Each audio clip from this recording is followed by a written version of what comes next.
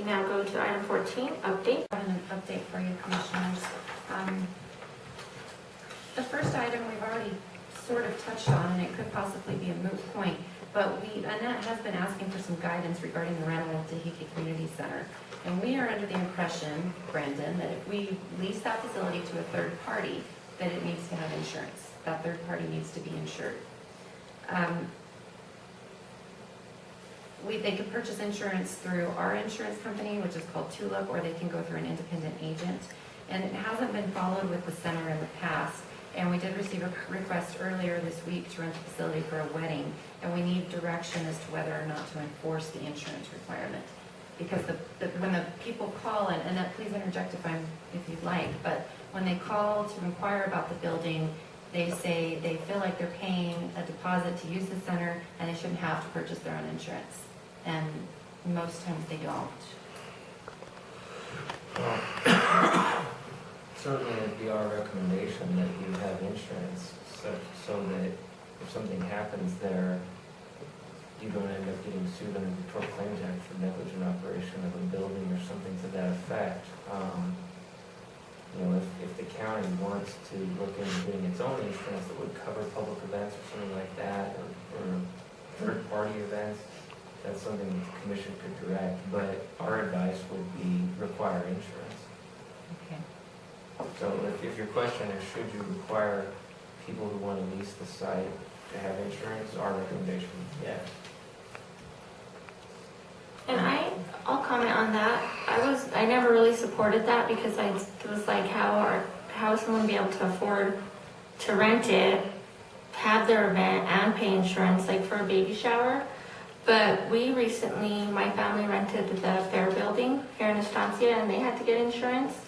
And it really wasn't that, you just go to a website, and I think it's like $100. I don't know. I don't remember exactly what it is. You have to enter how many people are using it and what kind of event, but it wasn't that bad. So, I mean, quite frankly, that building is a steal to rent it for any amount of group. You're paying for the time and not for the number of people there in attendance. So, I mean, even if you have to purchase an additional insurance, that's still less than to rent any one of the buildings, I think, in this area. So, it's a steal to rent that building.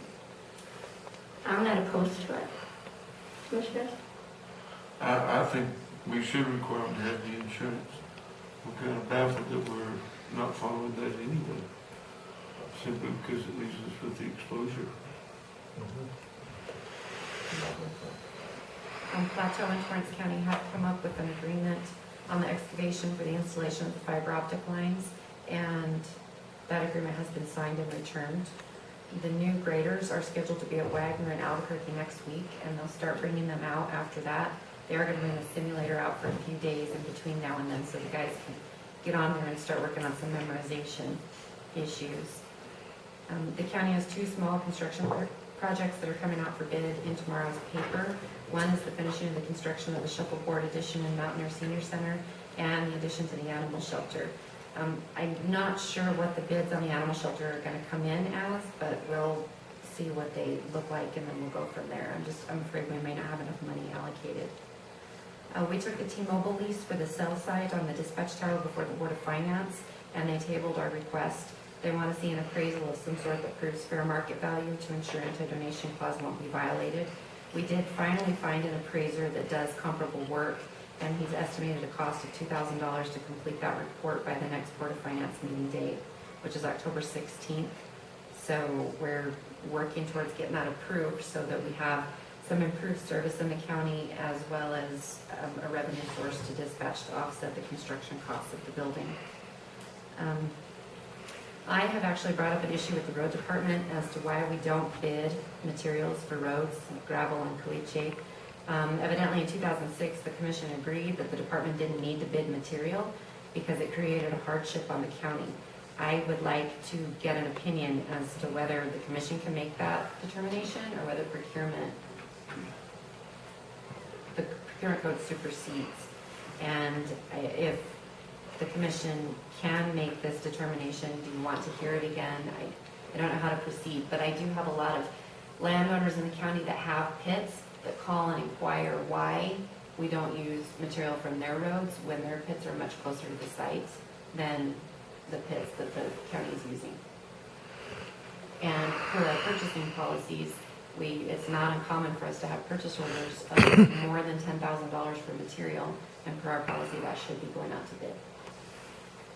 The road foremen don't like that idea because they want a certain quality of material, and they say they've been encouraged by the commissioners to go that route, but it's really difficult for me in this position at this point in time to think that's okay.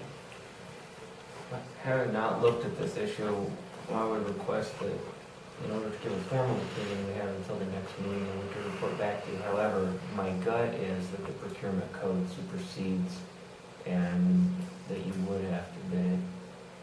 But we'll certainly look into it and give you a better response at the next meeting. Okay. What we need to do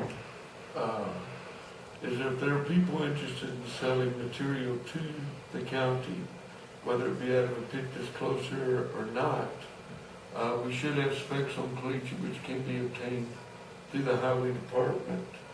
And the landowners will be responsible to test their caliche or gravel, whichever they have, to see if they meet those specs. If they meet those specs, then I agree that we have to go out for bid for it. But, you know, just because I can say my caliche is better than Madam Chair's is my opinion, because I want to make that money. And but if I have a document showing that my specs are better caliche, then it depends on what you put in the specs. But by all means, it has to be bid. That would be. Well, there are lots of options too. We could ask them to mix and stockpile or whatever we wanted to do, because they buy from several different pits in the county, and all the landowners offer something different. So Now, is this processed caliche? it depends. I mean, do they have a dozer that pushes it up and we haul it from there? Or do we? Or sometimes Buy. we mix it and stockpile it ourselves. We've done that a lot. Yeah. Well, I know, speak for my district, because we're pretty much the district that uses the caliche because Martin prefers it. We have finally found a material that has really stood up very, very well for the past several years. So if they're saying that I'm encouraging that they continue to use it, I guess I want to continue to use material that stands up to the use in our weather, but of course in line with procurement. But what I'm confused about is I thought that pit that they were getting that caliche from was like in some kind of a contract with us, because they like don't sell it to anybody but us. So I thought we were like in a contract, and so we were taken care of as far as procurement. There's one pit in the county that's on state contract, and that's Wallens Pit in Larry. The rest of the pits, we don't, they say that they only sell to us and they crush for us if you're talking about Pettingills, but there's nothing in writing that says we have to use from them, or we prefer to use from them, or we'll buy from them to a certain dollar amount. We just get it from there. Madam Chair, if that's the caliche that you prefer, that can be your spec. No, that's fine. I just, because I wanted some of that to buy some of that material for my own road, and when I called the pit, they said, no, we're only allowed by law to sell to the government. And so I thought we were in some kind of a contract, but I guess I was wrong. Well, if they're saying it's required by law, then we would like to know what that law is or what statute is, so it can be researched, but there's nothing that we're It's aware of. pit law. That's to do with them not having a conditional use permit. Okay. They can supply material to the county or use it for their own use on their own property, but they cannot sell it to the general public without having a conditional use or a special use Oh, for the pit. okay. So is that the law of the pits? That's the law of the pit. So it's not absolutely enforceable by law. It is, it's a zoning ordinance. Okay, so we can use their material and bypass procurement? No, they can only, For their conditional permit, they can only sell to a government agency, and they can't sell to the public.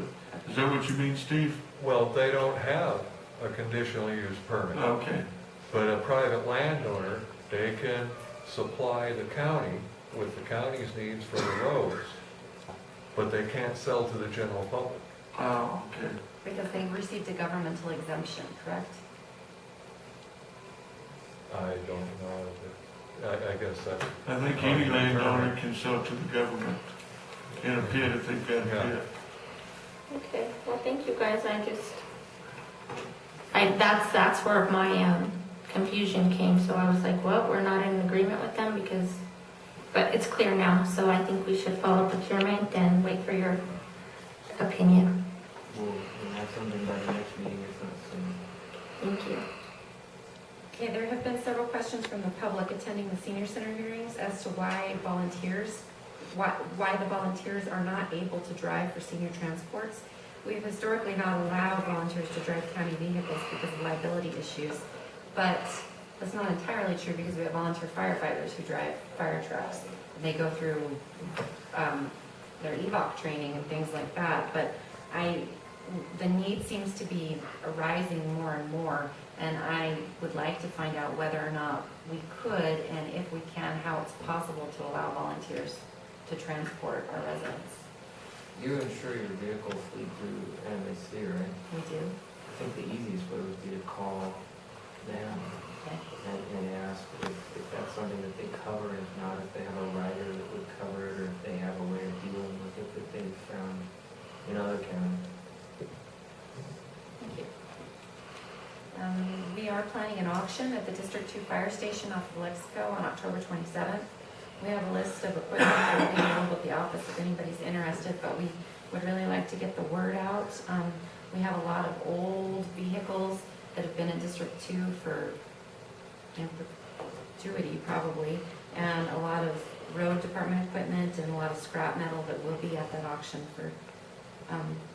at that public auction. In the Mountainair Ranger District, the U.S. Forest Service has signed a decision memo for the Red Canyon Collaborative Forest Restoration Project, which provides for thinning of approximately 350 acres. There's a 30-day comment period, so comments need to be submitted to the Mountainair Ranger District. And Fire Marshal Trumbull has asked me to research whether it would be feasible to enter into a contract with volunteer firefighters, requiring them to either stay with the department or reimburse the county for their training. We seem to be experiencing a lot of volunteers joining the department and getting their training and then moving on to a paid department and looking for some sort of protection. I know we have an agreement with the sheriff's department that they have to stay for a certain amount of time. I don't know if it's enforced, but there is an agreement I've seen that once we put them through the academy, if they don't stay for a year after that, they have to reimburse us the cost of the academy. But I don't know if it's enforceable or if it's enforceable with volunteers. Again, something I can research and have an answer for you before or at the next meeting, although, again, my initial opinion would be yes, you would have us draft such an agreement. Thank you. One thing I can say about that situation is, when we put that in place with CDLs, one of the issues that would come up would be that we would just hold it in their final check, and that then there's a gray area on how we would do that as well. So I don't know what you would do with volunteers to enforce that they would pay us that. Probably be like Instead of getting Cambridge debt, I would think, but something we'll look at. Okay, thank you for a thorough update. Is there any other business? Okay, seeing none, and we've already had executive session, I'll now call for a motion to adjourn. Is there a second? I'll second it. It's been moved and seconded. All those in favor say aye. Aye. Aye. Aye, motion passes. We're now adjourned.